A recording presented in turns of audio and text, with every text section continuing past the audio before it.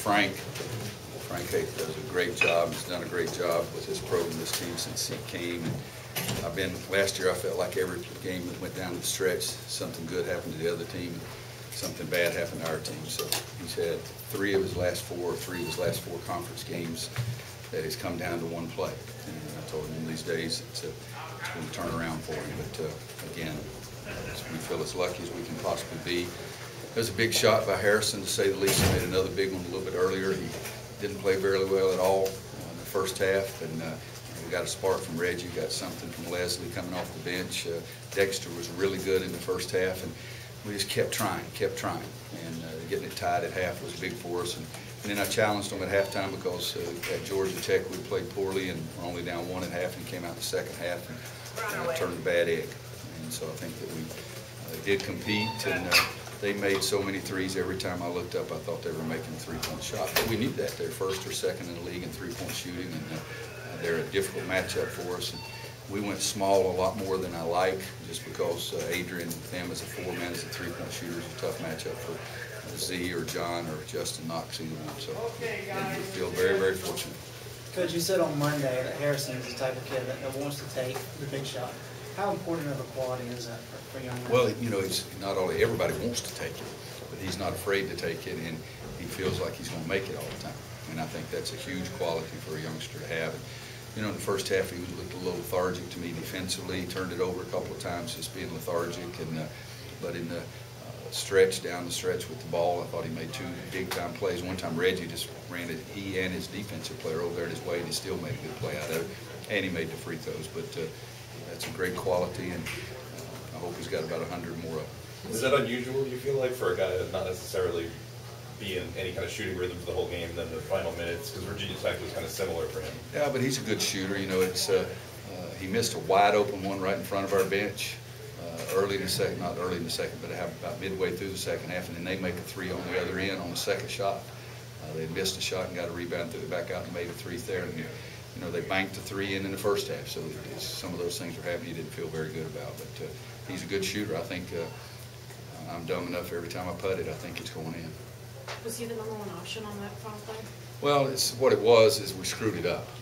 I mean, I wanted us to attack it. Everybody was out there, you know, passing it around, pussyfooting around with the daggum basketball. And so we called the timeout, and we only had 7 seconds, and Kendall made a heck of a play. I mean, he made a heck of a play, and it was something that was huge, but we did want to attack. I really wanted something going to the basket in case they'd gone man-to-man, but they stayed in the zone, so Kendall had to do a great job penetrating and finding the open guy. Coach, I don't see your team every game. It seemed to me when I have seen that you've had a tendency to fall behind.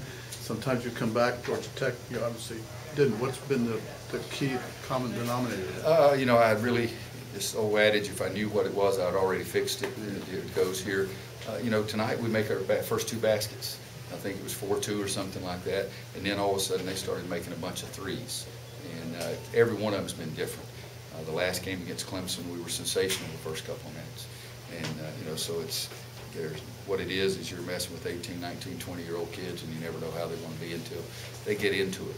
And I have a funny, they think it's a funny saying. I'm always saying, don't go out there and tiptoe through the tulips, go out there and make a commitment. And tonight I thought we were tiptoeing around too much early. But you got to give Miami credit. I mean, they don't have to make all those shots either.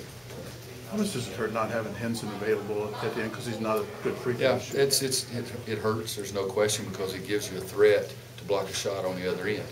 But tonight it wasn't that big a factor because their 4-man was a perimeter player also, and you know the rebounding was not going to be a factor that last couple of seconds because they had to have 3, and they weren't going to have time to shoot it in. But then I decided to have John's length over there pressuring the ball out of bounds, and I think that helped us too. But no, it hurts us, there's no question. We tried to do some substituting, you know, offense and defense, and with Leslie and Dexter and Kendall and Larry, and then the last time I just left Dexter in because I had some hunch that he might make a good play. What you said about every time you putt it, you think it's going in.